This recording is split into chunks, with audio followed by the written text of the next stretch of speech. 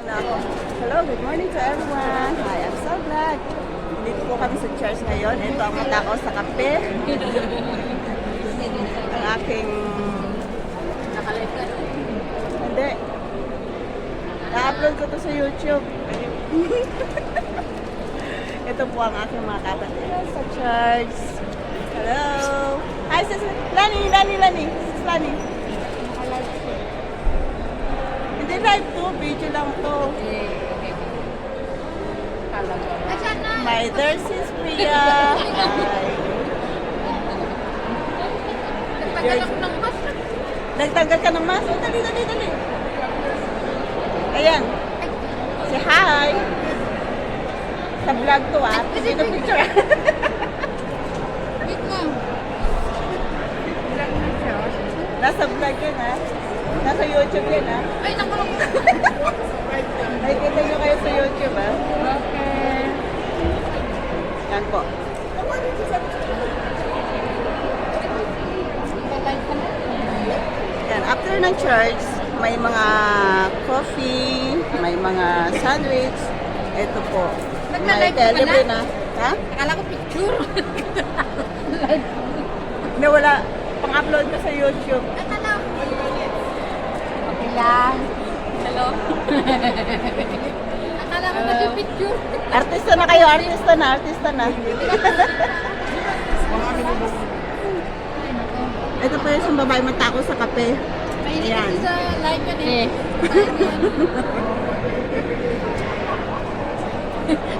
Napasa mo yung post mo kapon. Oo, matakaw kasi sa kape. Oo. Parang natawa ako. Matakaw kasi sa kape to. Ako may din ako ng kape. Sigurado na yun, Panama Oo, na. sigurado. Panama na.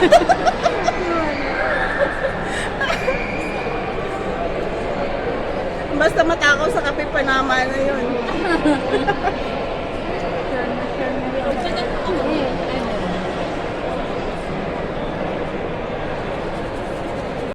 This is what I want to say up front. It's like,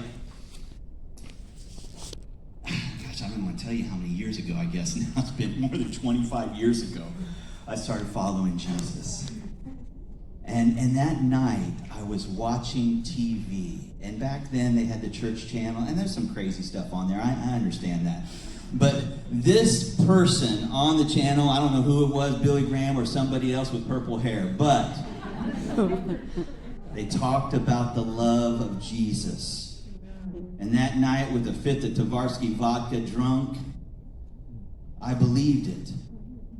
I don't know how that happens because people were trying. I was that kid on the block they were trying to reach, But that night, my believer, that organ underneath your gallbladder, it just opened up and believed. I had faith, and it changed my life. I became a new creation. All old things have passed away. Behold, everything became new in my life.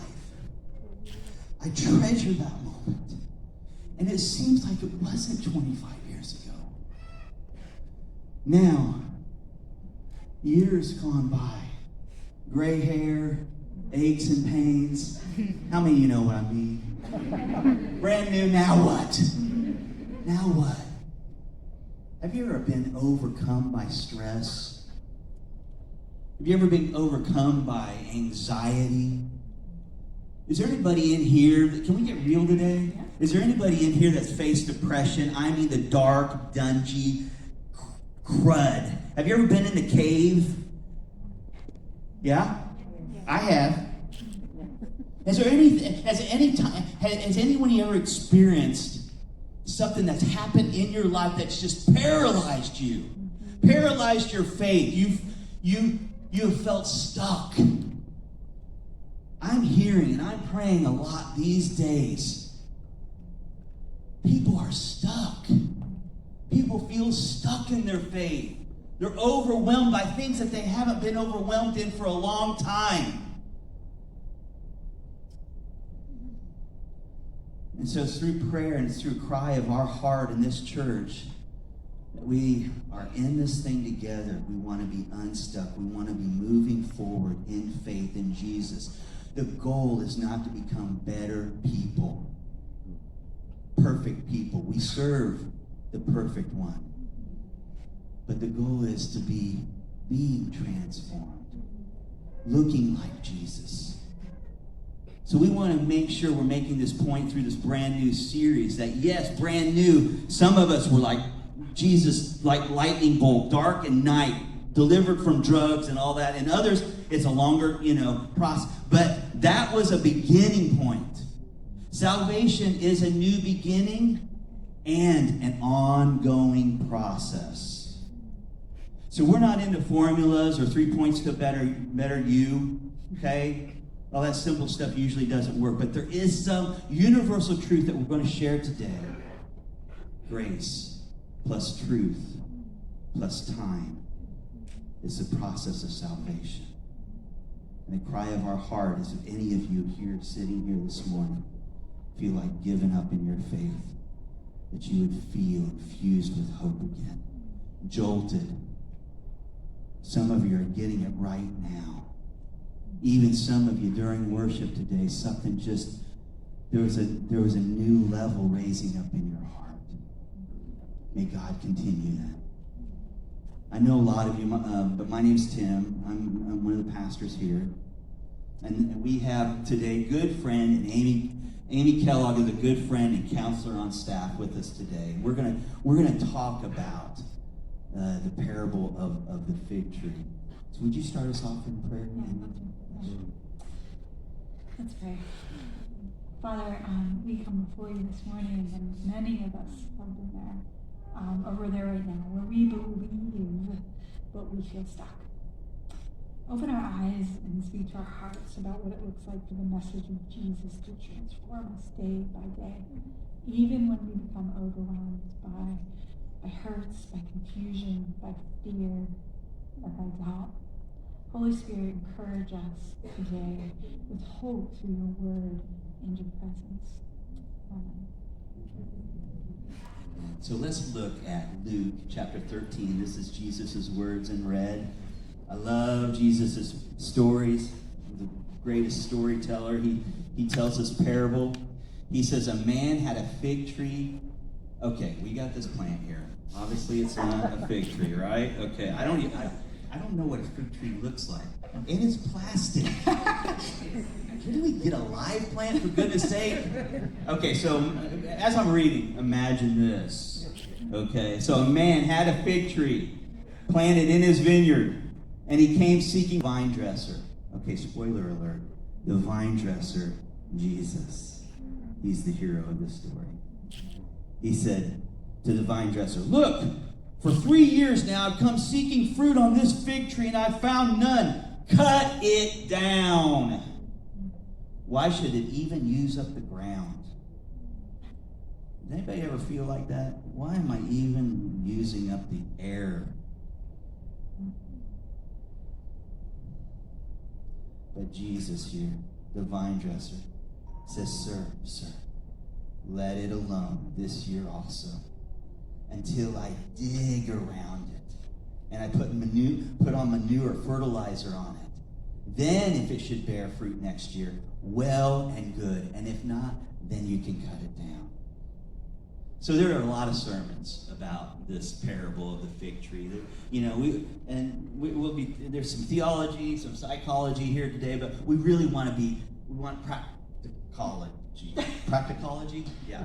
We want to get practical with you today. All right? So, the fig tree, sermons about how the fig tree represented Israel, 3 years of story, three years of not bearing fruit, John the Baptist, Jesus' ministry, preaching to Israel at the time. So there's lots of truth in these parables, but there's a universal truth in this parable that we want to pull out today. And one of the things we see right at the beginning of this, we see that there is an expectation, right? There's an expectation of this guy that owns this fig tree that he's planted in his vineyard. There's an expectation that it's to bear fruit. It is to bear fruit.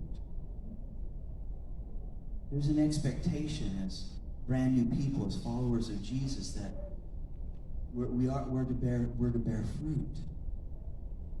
We can get stuck sometimes, can't we? So we see this expectation here to bear fruit, and then we see judgment. Cut it down. Oh my goodness, I don't want to hear those words. Cut it down. Why does it even use up the ground? So there's judgment. And then we're going to see some ingredients that make us, that help us bear fruit. So Amy, you help people, like, what do you call it? This is like process their lives, right? That's pretty amazing that you do that. So can you talk to us about, in the life of a believer, what does the role of like expectations and the word judgment, how do you see that playing out in your... Yeah. This parable is great because we see this picture of expectation, judgment, suspension of judgment, right, by the vine dresser, these things that we're talking about. And I see that. I have people come to my office, and oftentimes they're Christians, they're followers of Jesus. They've been made brand new. They've been transformed. Sometimes amazing stories, right? Just like you were saying. But then they feel like, oftentimes, the thing I hear most is they feel like they're failing. Have you ever felt like you're failing? I mean, I've been there, and it's kind of like there's this expectation of this new life, and maybe it was even working for a while, and then it got hard. Maybe external issues, maybe a loss of a job, maybe betrayal from a friend or a spouse even. Maybe it's like stuff that before you started following Jesus, it starts coming back again, and you think, wait, this isn't working. Why are these things coming up, right? And you start to doubt and wonder what's going on. And one of the voices that I've heard over the years is that scary voice when that happens. You've never changed. Mm-hmm. What is that? Again, that's judgment, isn't it? That is when we have this gap between sort of what we expect that new life to be and then the reality, our lived reality of what's going on with us, if we're really honest. Then when they don't match up, universally, I think we all go there. We go to judgment. We condemn ourselves. Most of the time we're like, what is wrong with me, right? Why can't I do this? We feel guilty, and then usually what happens when we feel judged and we sort of feel bad about ourselves, we try to pick ourselves up and we try to do it, better. Okay, next time I'm gonna put my phone in another room and try to, and I'm gonna put all these rules around it, or I'm gonna read my Bible more, and I'm gonna pray more, right? And there's nothing wrong with that, but it's just like we start to try to figure this out ourselves, and we go into this cycle, and it's really kind of a closed cycle. In fact, Pastor Work, he talked about Romans 7 several weeks ago, right? And you remember that sermon, Romans 7. Yeah, Romans 7 when he talks about relief, knowing, hey, we're not maybe alone. And there's this idea in Romans 7, it's all about, this expectation and not leading up to it. And then it's the law, and he goes in and talks about the law. And in that closed cycle of like trying to do it, failing to do it, guilt and shame and judgment and condemnation, and then trying harder, and we get so worn out, and we get stuck in this cycle. And then we know from Romans 7, we know from Hebrews 7, it talks about, that law is actually useless and powerless to transform us. Ito na naman, tapos na po ang Charles. Maglalarga na naman, lalakwatsa na naman ang mga... Ay, Ate G, miss you talaga. Ulang tayo. Lalarga na naman ang Dora. Dalawa na lang kami. Ang Dora, let's larga na naman. Yay! Hindi ko alam kung saan maliligaw tong dalawang Dora na to. There we go. Parehas pa kami naka-jeans. Oh,